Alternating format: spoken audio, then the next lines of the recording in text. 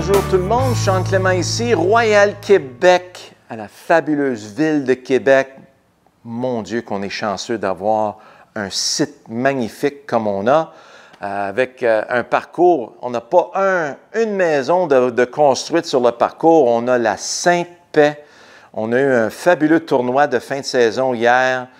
On a eu du fun à mort. La température était fabuleuse. Puis là, on se prépare pour notre saison d'hiver.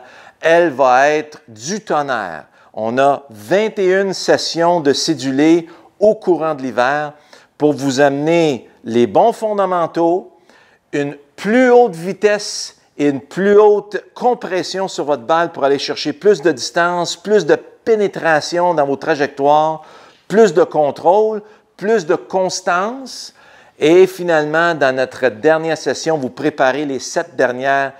Préparez et vous aiguisez le mental avant de ressortir pour aller jouer sur le parcours pour que vous soyez prêts pour la saison 2020. Alors, je suis là pour vous. On commence immédiatement la première semaine de novembre dans notre académie d'hiver. Soyez des nôtres. Je suis là pour vraiment travailler votre golf, puis on va avoir du succès. Notre succès est inévitable parce que moi, j'ai fait mes devoirs.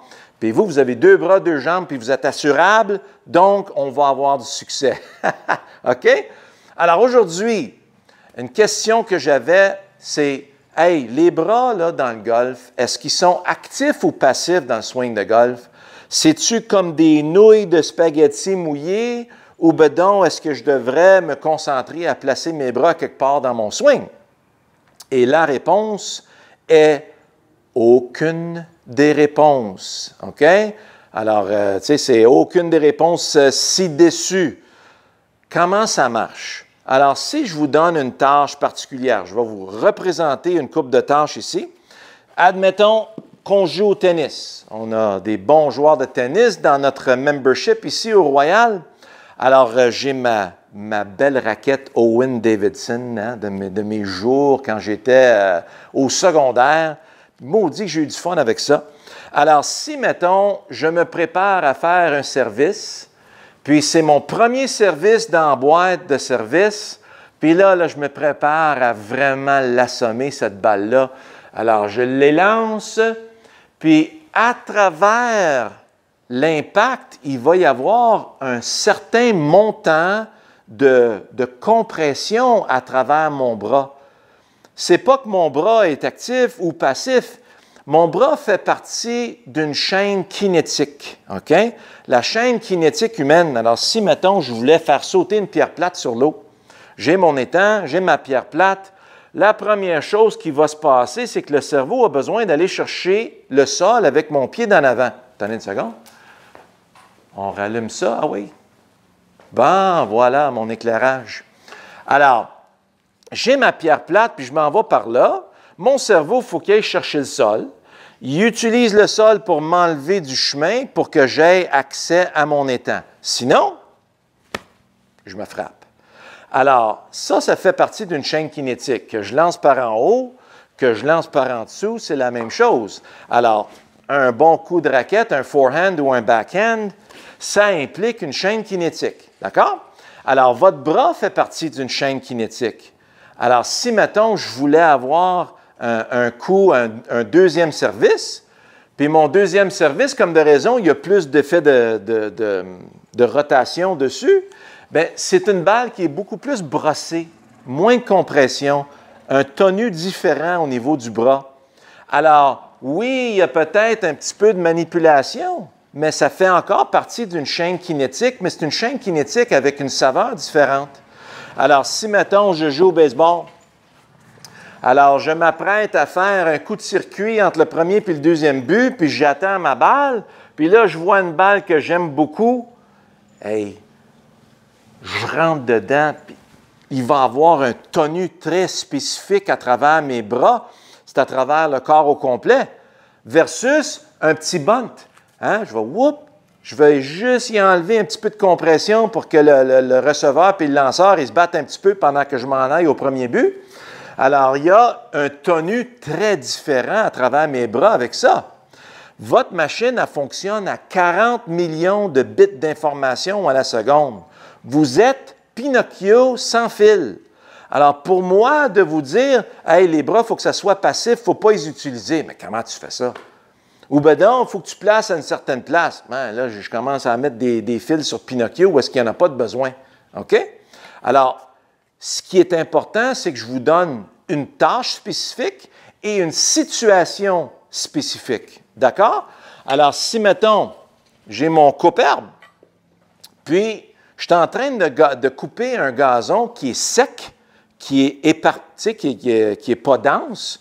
Alors, sec et pas dense, bien, je n'ai pas besoin de forcer bien à travers ça. J'ai juste je peux même le couper à un bras, il n'y a pas de problème.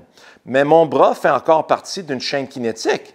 Ou bien donc, si j'ai vraiment des gros mauvaises herbes juteux, puis c'est très dense là-dedans, bien là, il faut que je passe avec beaucoup plus de tenue.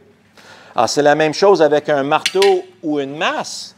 Si j'ai un gros clou que je veux rentrer dans une taille de chemin de fer, bien, je lance ma masse est en train de s'élancer, mais au moment de l'impact, il va y avoir un peu de tenue dans mes bras.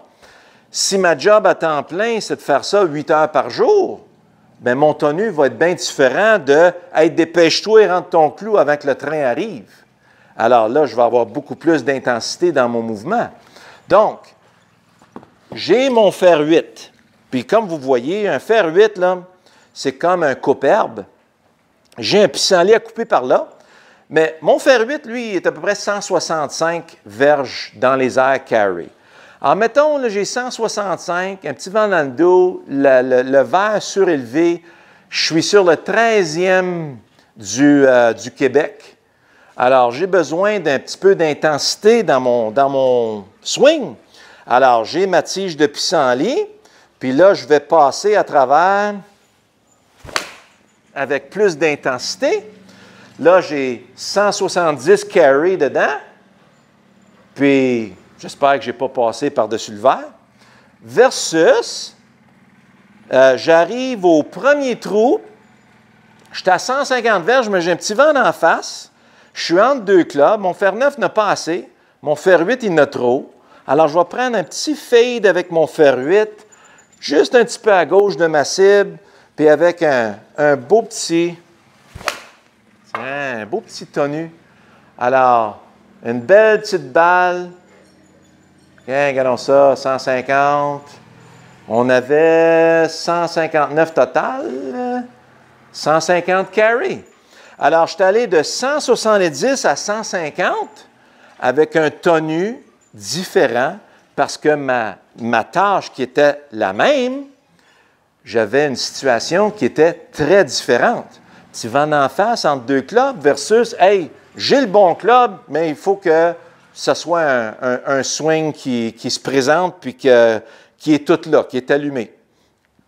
Alors donc, j'espère que vous avez apprécié et j'espère que ça l'a vraiment enlevé les fils d'araignée ou la brume que vous avez dans la tête au niveau de « Hey, qu'est-ce que je fais avec mes bras? » Bien, tes bras ou vos bras, ils font partie d'une chaîne kinétique. Cette chaîne kinétique-là va allumer par rapport à la tâche que vous avez et qu'est-ce que vous allez faire avec cette tâche-là. D'accord? Alors, si vous voulez me participer avec la session d'hiver, dans notre académie d'hiver, s'il vous plaît, regardez dans le bas ici, seanclément@me.com, lancez-moi un courriel, envoyez-moi un texto à 416-455-5576. Oui, c'est un numéro de Toronto, mais ça fait 17-18 ans que j'ai le même numéro. C'est difficile de s'en débarrasser quand on a une clientèle mondiale. Alors donc, textez-moi là, ou ben donc, envoyez-moi un courriel, puis let's go, on va vous arranger ça cet hiver, puis vous allez voir, au printemps prochain, ça va changer de poil. OK? À la prochaine!